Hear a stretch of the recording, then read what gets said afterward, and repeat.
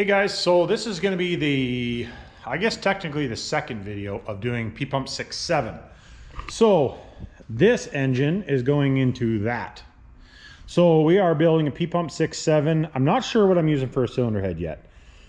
I might use a VP44 head only for simplicity's sake, and I'm only looking to make 1300 horsepower-ish this year, and it'll make my life easier and it'll be a faster process, being that we're starting to get into the season and I want to get the truck back together. So we got to get the engine, we got to be working on the engine. So this block is out of a 2017. It's a super low mileage 17. I think it had like 2,000 miles on it. And what happened was somebody put injectors in it and screwed the injectors up and scorched a piston. So it is still standard bore. It didn't hurt, it just blew a hole in the cylinder, and the customer he was in a rush and needed an engine, so we just ended up putting a whole new engine in it, and I ended up with all the parts. This is the block out of it. I've just been kind of keeping and kicking around just because it's still standard and it was still perfect. So we are going to put a P-pump on this engine because I'm like that. So we need to make this block accept a P-pump timing case. So we got to pull out these dowel pins because we can't use these dowels anymore here anyway. We could maybe use them, which I might integrate them into this one just to try to make it something different. We do need to weld this case up. I'll show you guys how I do it, but I weld, how I did it the last few times is I actually put a piece of aluminum in here, and then you don't have to chop your oil pan. And I'm be putting a girdle on it. This block will have a girdle on it. So we want to fix that. So what I'm going to do here to start with is, I've done this a few times, so I already kind of know what to do. We got to take these dowels out, and then I'm going to take a hand grinder with a cutoff wheel, and I'm going to zip this off because we have to zip this off as well. That is in our way. So we are going to do that, and then we're going to mark out all the holes, get everything lined up the way we want it lined up, so that we can get this case attached to this. And as soon as I get that all done, I think at that point, what I'm going to do is we'll probably start, it won't be today, I don't think. This will be, I don't know how long this video is actually going to be. I don't want to make the videos too long because nobody watches long videos. So we are going to pull the dowels out, get the case attached, get that cut off, holes drilled and tapped, and probably start working on putting the girdle on, because I would like to get the girdle all fixed to it. Because I would like to hone it, because I still have to pull more material out. It is still standard bore, but it is standard bore with 5 thou piston to wall clearance, and I think we're going to run 9 on this. I'm also coating the piston, so that takes up a little bit of clearance. So we're probably going to pull it at 9 as well. So I think that this will probably be all in one video, maybe. Yeah, I'll probably just do all the block work in one video. I think we'll just do that. A bunch of it's going to be in time lapse, obviously, because there's probably I would say probably 8 hours worth of work. Just in, we're going to have to hone it, do his drill and tap the holes, fitting the girdle, probably be 8 hours. So I'll make it in one video, but I'll make it a bunch of it in time lapse. So well, let's get after working on it here, and when I get to a certain point, I'll stop, show you guys. I have shown this before. So this is basically the exact same thing that I did on that truck. So I did do a build video on that engine, but might as well do another one for you new guys. And this one's a little bit different, very, very similar. We're using a different piston in it, a couple other different techniques that I've learned. Yeah, so let's get after it. All right, guys, gonna do some voiceover on this video. So just drilling and tapping. You guys have seen me do this before if you've watched the channel for any length of time. The engine was in the first gen I did, and then also, I don't know if I videoed that one or not. That might have been before that. Anyways, the one that's in the shorty, this is the exact same way I did it. I can put it in the mill, but I find it just as fast to do it this way. So if you guys would like, I can do an in-depth video on how to do this, because I actually have another one that I need to do. So if you're interested, I can show you in depth. I can do just a video on doing this. If you guys want, let me know down in the comments if that is something that you would want. So, really not too hard. Just regular hand tools for doing it, right? So,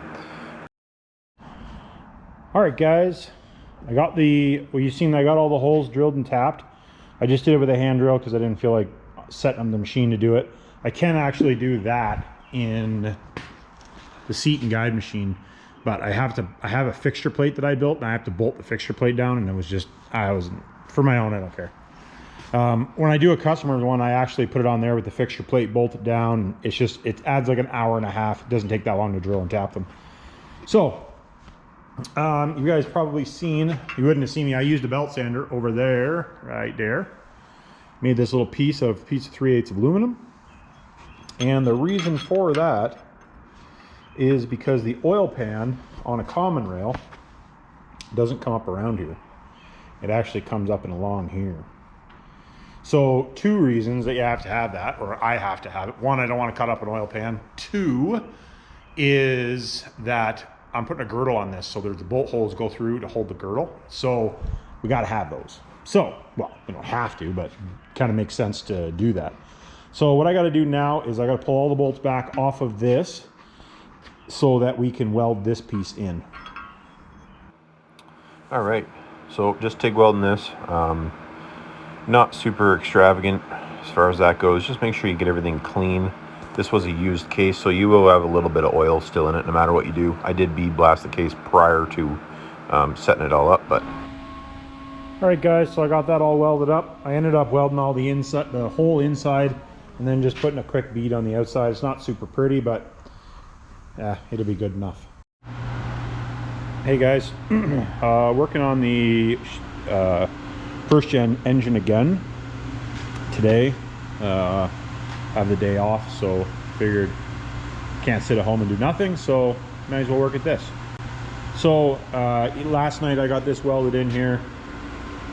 We're gonna put it over to the mill, and I'll just put it in time lapse. I'm gonna mill this off, and at that point I think what we'll do is we're gonna fit the girdle. There's a few other things I'm gonna do. I'm gonna tap the oil drains for an MPT, so we'll do that. And then also something I want to do, which I did to this, is I want to make some plugs that go in here for crankcase ventilation. But when I do that, I want to do it out of the truck this time because I'm a hammerhead and I forgot last time. So anyways. All right, so we got this thing in the mill. Basically, I'm just facing that weld off that you guys see me just finish there before. I probably could have made this a lot easier for setup, but I apparently wasn't having a day that day. So, in this, right now, you can just see me, I'm just drilling and tapping the holes for the oil drains. I don't always do this on blocks, but it's one thing, you don't have to buy a fancy fitting to do it. It's just a 3/4 MPT fitting, and I don't even have an expensive tap for doing it. Hey guys, so don't mind the noise in the background. I got the parts washer running. Anyways, we got this surfaced off. The plate actually isn't perfectly flat, but it'll be fine for what we're doing. It's very, very close. You guys seen I tapped these 3/4 inch pipe thread. I did misspeak. You do have to drill them out. I will put a link in the description for the tap and the drill bit that I have. If you guys want to buy one, you can use that link, which helps out the channel. Anyways, so we got that done. Basically what now I'm gonna do is I'm gonna bolt this back on, and then we're gonna flip the block. Well, actually, I'll probably flip the block back down first, and then we'll bolt that back on. And then we're gonna get the girdle, and we're gonna put the girdle on and torque everything down, and then check all the measurements for line honing.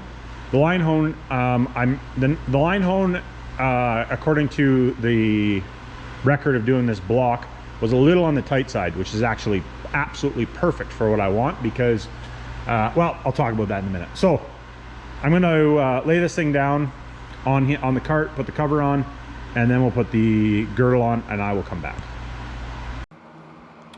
All right, so I was supposed to be fitting the girdle with the plate on there, and I got sidetracked. Other things on my mind that day, but that's okay. you'll see what happens later in the video, or actually to be the next video. So just torquing everything down. I actually over torque these just a little bit. I find that they do over time will stretch down a little bit, so I over torque them a little bit. I will get into talking about that in the engine rebuild courses if you guys are interested. We are still working on those, just haven't got to the point where they're all finished yet, to the point where I'm willing to let it out, or debut, whatever you want to call it. So just getting it all, like I said, I was just checking everything, just see where the outer round and all that stuff was. So just getting ready to set it up in the hone here, and didn't have to take very much material out, so this is not a very hard process for the most part. If you have to cut caps and stuff, it becomes a lot more time consuming, but you know, putting it in there and then cleaning it and all that jazz, it takes quite a bit of time. So it's not hard, but it's a time consuming job. So, you know, like I'm doing time lapse, and then I got it set up at like 10 times time lapse. So that gives you an idea, I guess. I don't know if I've done a video on this before or not. If I haven't, I probably will do like a separate video on another block, maybe. Anyways, this is a line hone. So basically what this thing does is, this is the mandrel that goes inside here, and there's stones and shoes. And you basically put it through the main bore to make sure that everything is straight from front to back, and it's perfectly round as you can make it, right? And the reason that I did it on this was, one, it was on the very low end of spec, which actually works out really good. So sometimes I keep certain blocks, like if they're a thou too small, I'll actually keep a block, or half a thou too small. I'll actually keep a block so that we can line hone it easier, because there is about thou and 3/10 usually of up and down room you get, like from very minimum to the very maximum. So, which is not a lot. I realize not a lot to most people, but when you're doing this type of stuff, it gives you something to work with without having to cut the caps and all that stuff. So, being that we put the studs in here and I locked the scrub screws down, which basically just loads the cap right here.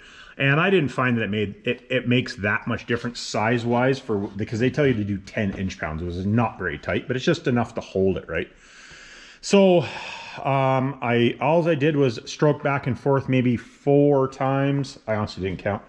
And we're about half a thou bigger than we were, but everything's perfectly round. There's no out of round spots and all that jazz. So, but the bore was very straight to begin with. So now that we're done here, what I'm probably going to do is I'm going to try to lay the block on its side, or maybe upside down. Maybe I'll just put it on the cart. I want to get the oil off of it. So usually what we would do is just disassemble, and then we would put it into the hone, the actual cylinder hone, because I need to open up these bores a little bit more. So that's the next process of the game here, is doing that. So actually, you know what? I might just take the girdle off. Yeah, I think I'm just going to take the girdle off, and then we have a couple dummy caps that we use to hone it. I don't want to screw up. I want to keep that line hone just mint. So I guess I'll pull it out of there and pull the girdle off, and then we'll go over to the hone, monkey around with the hone a little bit, because like I said, I need to open up these bores a little bit more. I'm shooting for an 8.5, maybe a 9 thou piston to wall clearance, because I am going to coat the pistons, not a heavy coat, but a coat on the pistons. Just, you know, like, I honestly don't know whether it really needs to be done, even at this type of level, but where we are, for the sake of the money, it's like $425, I think, to have the tops coated and the skirts coated. I'm already into this thing for so much money. What's another $400 just to give that little added insurance? How I look at it anyway. So, actually, you know what? It'll be in this video. It's just probably not going to be today. I'll end up having to do something else. I just remembered to put that in the hone. I have to make up some spacers, which is fine. But I have a fuel leak I have to fix on my truck, which I think is just the fuel filter, hopefully. Anyways, I'll get that out of there. Maybe I'll lay it down, just let it lay in there overnight. Then it can drip off. Yeah, maybe I'll do that. Okay. Then we'll go, I guess maybe I'll do a video working on my truck. I don't know. We'll see. But I'll see you over at the hone when I get there.